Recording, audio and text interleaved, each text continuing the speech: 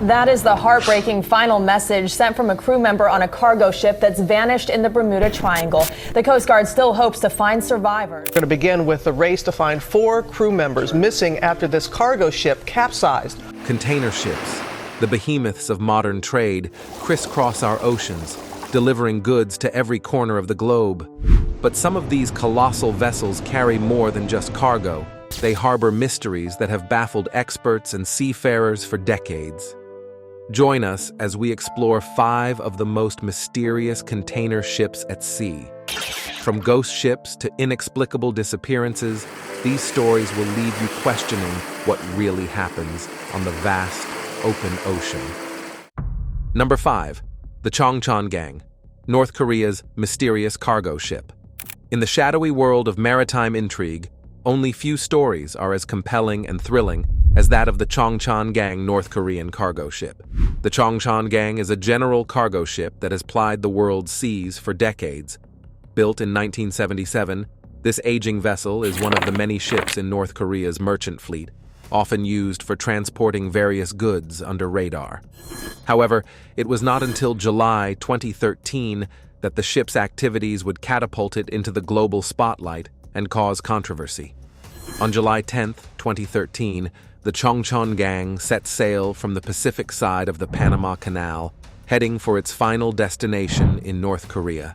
A North Korean ship detained near the Panama Canal for smuggling Cuban weapons.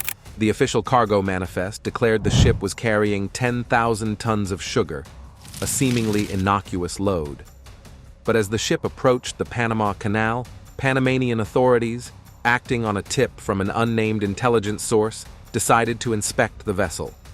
What followed was a scene straight out of a spy novel. As Panamanian authorities began their search, they uncovered what appeared to be a massive shipment of sugar. However, beneath this sweet facade lay a much more sinister cargo. Hidden under hundreds of thousands of sacks of sugar, authorities found a cache of military hardware: 2 Soviet-era MiG-21 fighter jets, 15 MiG engines, and an array of sophisticated missile and radar systems. The ship was seized in July of last year for smuggling Soviet-era arms, including 2 MiG-21 jet fighters under thousands of tons of sugar.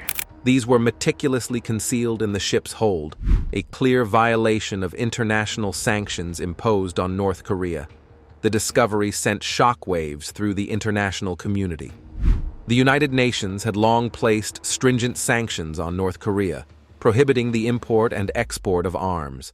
The U.S. Security Council Sanctions Committee on late Monday voted to blacklist the operator of a North Korean ship seized last year in the Panama Canal, trying to smuggle military hardware out of Cuba. The Chong Gang's secret cargo was a blatant attempt to circumvent these restrictions, raising serious questions about the nature and extent of North Korea's illicit trade networks. The North Korean government was quick to respond, claiming that the weapons were obsolete and were being sent to North Korea for repair and eventual return to Cuba, from where the ship had sailed. Cuba's government corroborated this, stating that the arms were defensive weapons from the mid-20th century, being shipped to North Korea for repairs. However, this explanation did little to quell the international outrage or the suspicions of more nefarious activities. The Panamanian authorities seized the ship and detained its 35-member crew, including the captain, who reportedly attempted suicide during the search. The discovery led to a protracted investigation by the United Nations and various international bodies to determine the full extent of the violation. The incident with the Chong Gang had significant geopolitical ramifications.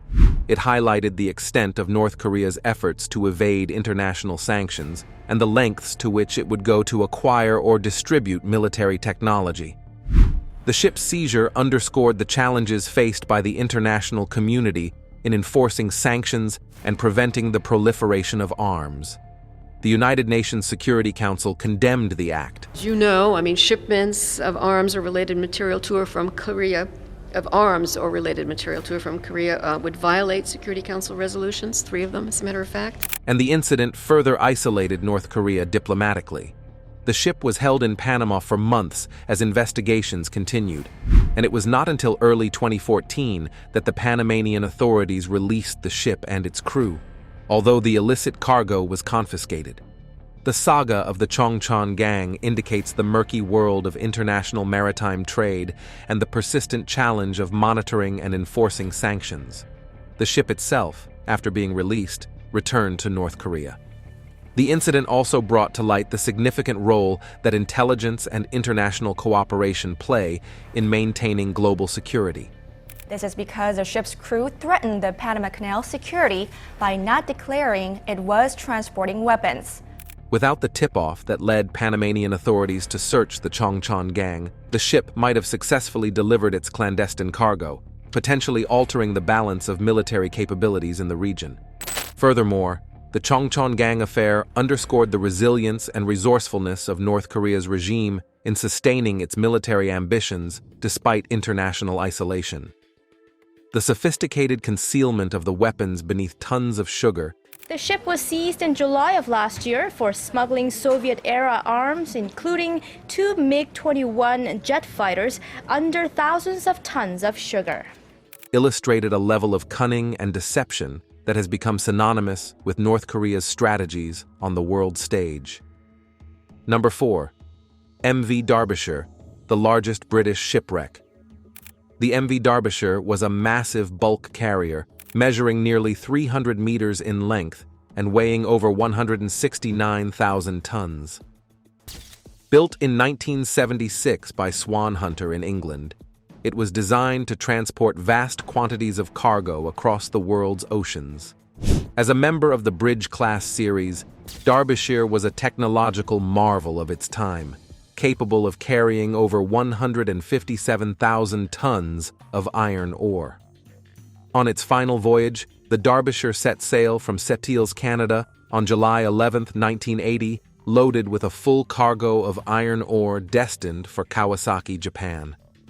The journey was expected to take several weeks, crossing the North Pacific Ocean, which is known for its challenging weather conditions, especially during typhoon season.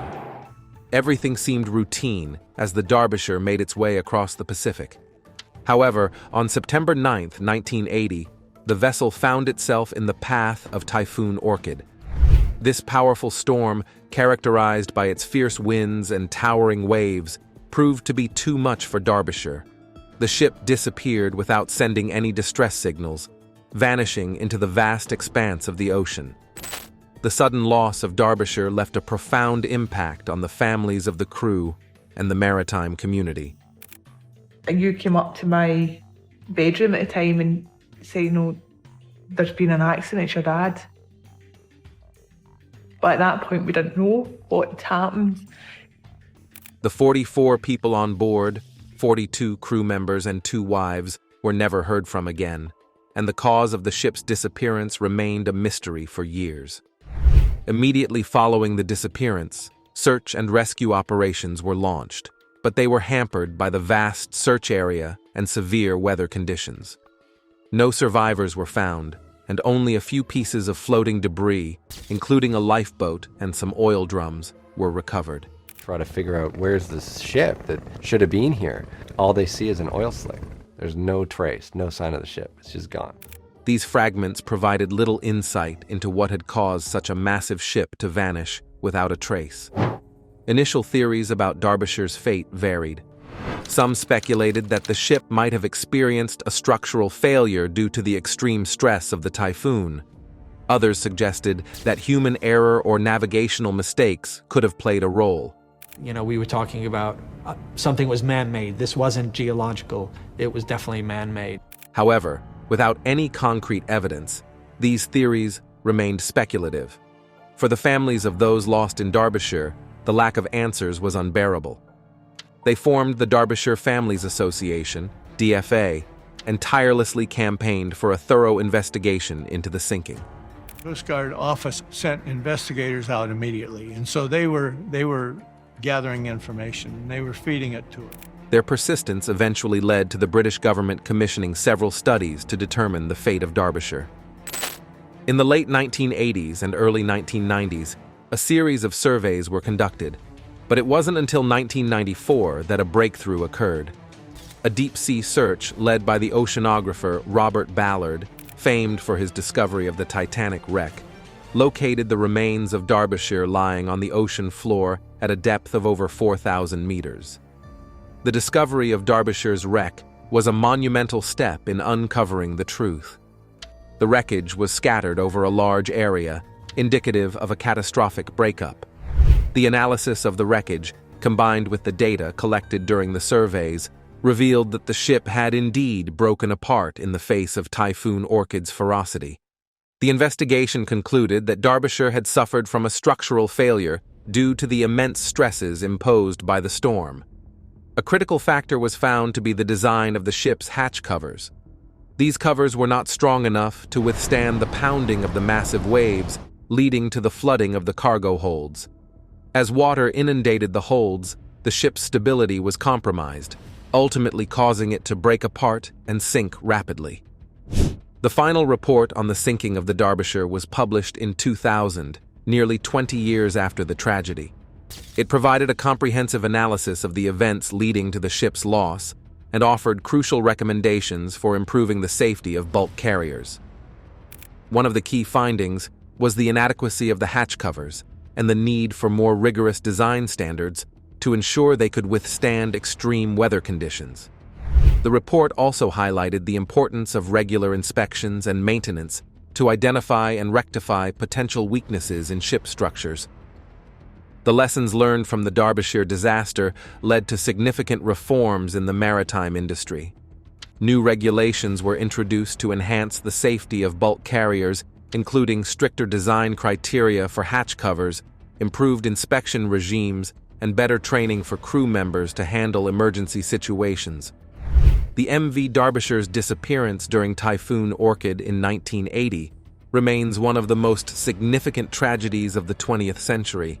All right, guys, it's time for our subscribers' pick. This image you are looking at captures the bow of a cargo ship believed to be the Lady R, a Russian cargo ship that recently caused quite a stir in Simonstown, South Africa.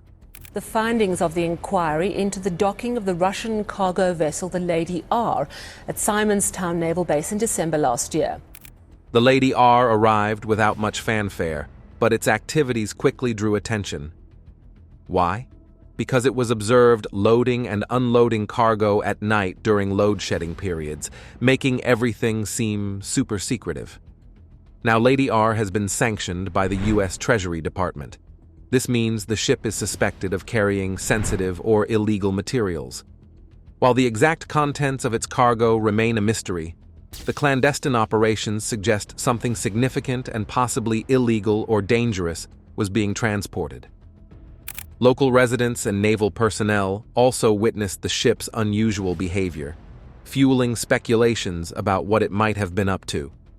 Despite the ship's departure early in the morning, its next destination and the true nature of its mission remain unknown, adding to the intrigue. So, what was Lady R really carrying? Military equipment? Secret documents? We may never know for sure, but you can drop your opinions and thoughts with us in the comment section. Number 3. The tragic story of SSL Faro, a modern disaster. The SSL Faro was a U.S.-flagged roll-on or roll-off cargo ship built in 1975. At 790 feet long and with a gross tonnage of 31,515 tons, El Faro was designed to transport vehicles and general cargo. The ship operated under Tote Maritime, primarily running routes between the U.S. mainland, Puerto Rico, and other Caribbean destinations. On September 29, 2015, El Faro departed from Jacksonville, Florida, bound for San Juan, Puerto Rico. The ship carried a mixed cargo of containers, trailers, and vehicles, essential supplies destined for the island. Captain Michael Davidson, a seasoned mariner, commanded the vessel with a crew of 32 members. As El Faro set sail, Hurricane Joaquin was forming in the Atlantic Ocean. Initially, the storm was not considered a major threat to the ship's planned route. However, as El Faro made its way southeast, Joaquin rapidly intensified into a Category 4 hurricane, with winds exceeding 130 miles per hour and towering waves. Despite the increasingly dire weather forecasts, Captain Davidson chose to proceed on the planned route. Curses and he says to run the course. And that's what they did. His decision was based on available weather data and the ship's schedule, as El Faro was operating under a tight delivery timetable. As the ship approached the Bahamas, it became clear that it was heading directly into the path of the intensifying hurricane. On October 1, 2015, El Faro sent a distress signal indicating that the ship had lost propulsion and was taking on water. The message reported that the vessel was listing significantly, and the crew was struggling to maintain control. The last known communication from El Faro described the harrowing conditions as the ship was battered by the hurricane. The vessel disappeared shortly after this final distress call. The U.S. Coast Guard launched an extensive search and rescue operation, but no survivors were found. The fleet tug USNS Apache is now on station to begin searching for the wreckage of the missing U.S. flag merchant vessel El Faro, which has been missing for approximately 3 weeks. El Faro went missing during the height of Hurricane Joaquin. The loss of El Faro marked one of the deadliest maritime disasters in recent U.S. history, with all 33 crew members presumed dead. This led to a massive investigation aimed at uncovering the cause of the disaster.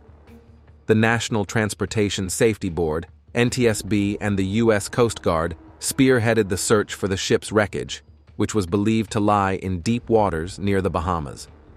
In October 2015, an underwater search team using sonar technology located the wreck of El Faro at a depth of about 15,000 feet. A new development in the search for El Faro. Officials believe they may have spotted it using sonar technology. The ship was found in an upright position, but it had suffered catastrophic structural damage. The discovery of the wreck provided a critical opportunity to gather evidence and understand what went wrong during the ship's final voyage. The investigation into the sinking of El Faro was one of the most thorough and complex in maritime history. The primary focus was on retrieving the ship's voyage data recorder, VDR, commonly known as the black box, which could provide vital information about the ship's final moments. After several attempts, the VDR was recovered in August 2016. The device contained crucial data, including audio recordings from the ship's bridge, weather conditions, and navigation details. The analysis of this data provided a detailed account of the ship's final hours and the decisions made by the crew. The decision to continue on the planned route despite the hurricane's increasing severity was a significant factor. The captain and crew had access to weather data, but the rapidly changing conditions and limitations in communication played a role in their decision-making.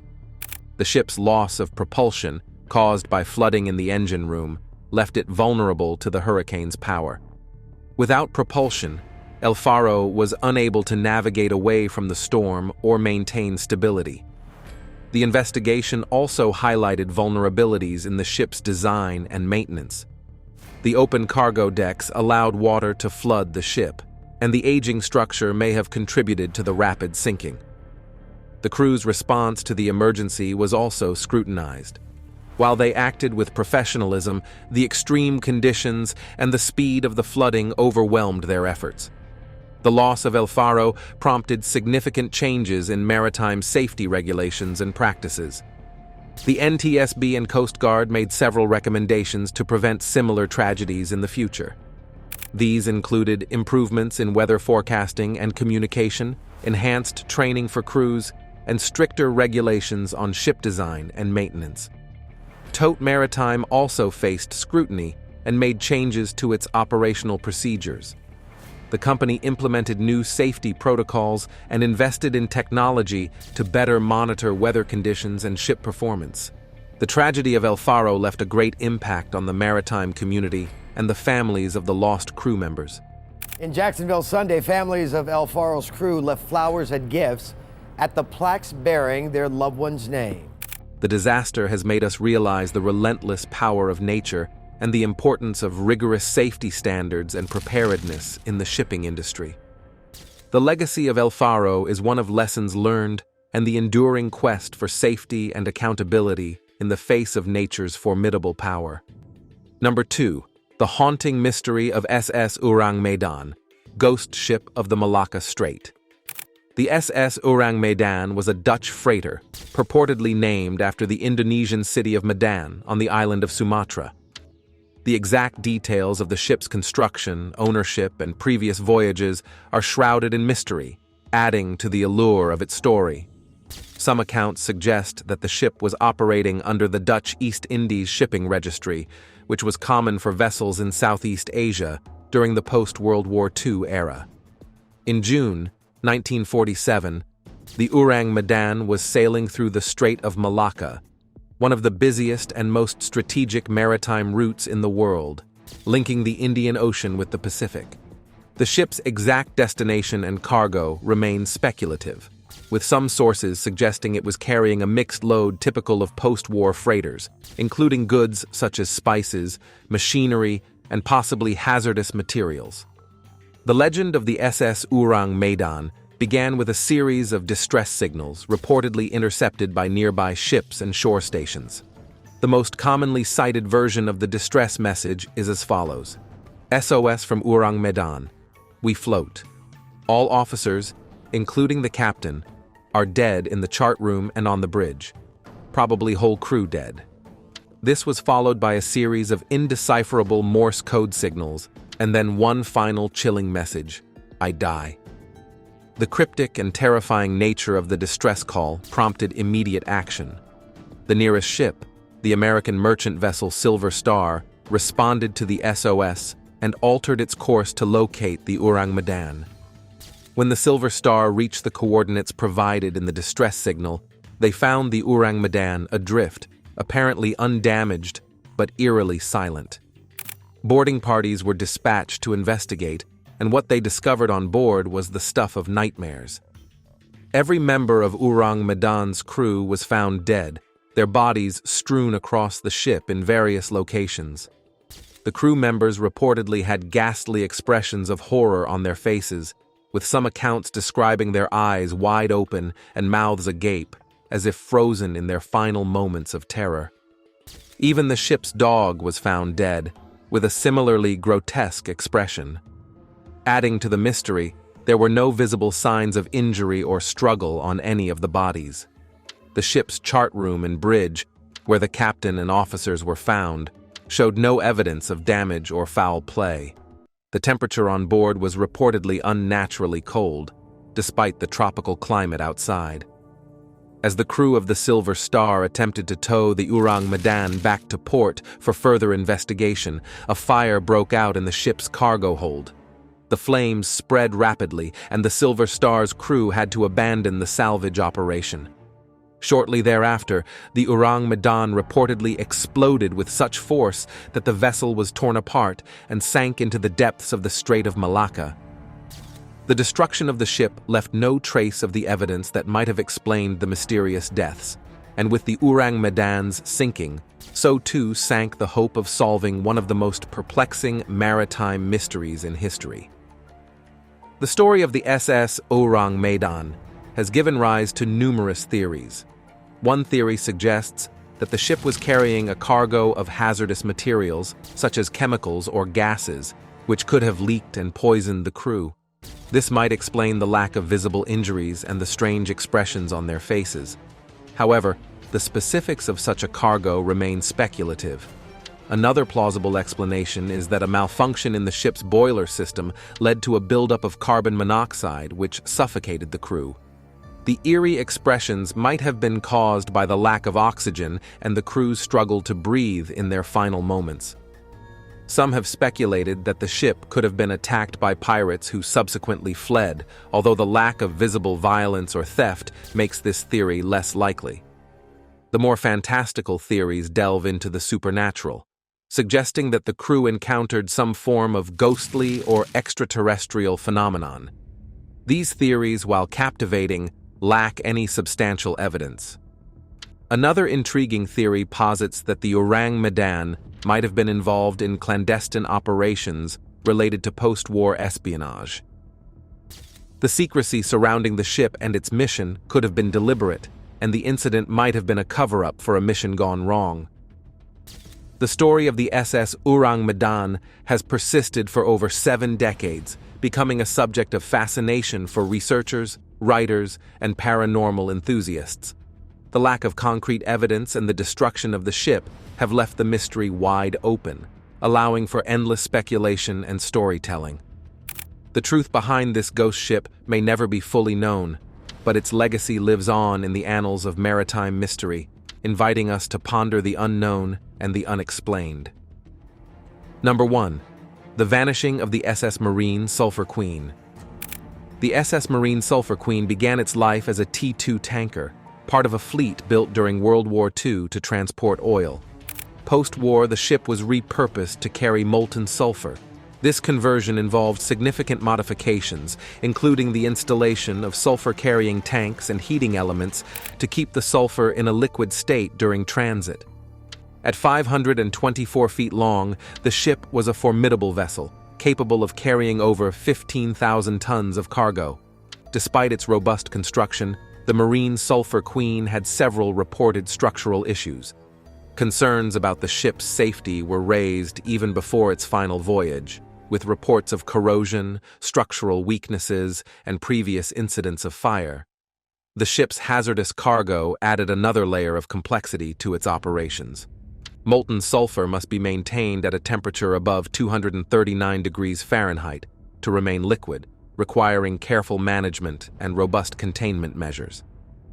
Sulfur itself is highly flammable and poses significant risks if containment fails.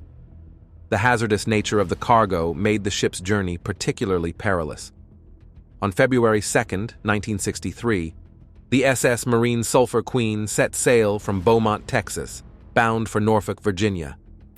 The ship was under the command of Captain George W. Bullock, with a crew of 39 men. As the vessel navigated the Gulf of Mexico, weather conditions were reported to be fair, with no significant storms or adverse weather that could have predicted trouble ahead. By February 4th, the ship was last heard via radio contact while passing through the Straits of Florida. After this, the SS Marine Sulfur Queen seemingly vanished into thin air. When the ship failed to arrive in Norfolk as scheduled, a massive search operation was launched. The United States Coast Guard spearheaded the search for the missing vessel, deploying aircraft and ships over an extensive area covering the Gulf of Mexico, the Florida Straits, and the Atlantic Ocean. The search, one of the most intensive in Coast Guard history, spanned over 2 weeks and covered more than 350,000 square miles. Despite the exhaustive efforts, the search yielded only a few scattered pieces of evidence: 2 life preservers, a life jacket, and an empty lifeboat. These items were found drifting off the Florida coast, but there was no sign of the ship itself or the 39 crew members. The lifeboat and life preservers provided little clue as to what had transpired, leaving investigators baffled. The mysterious disappearance of the SS Marine Sulfur Queen has given rise to numerous theories, each attempting to explain the seemingly inexplicable. One of the most reasonable theories centers on the ship's known structural issues.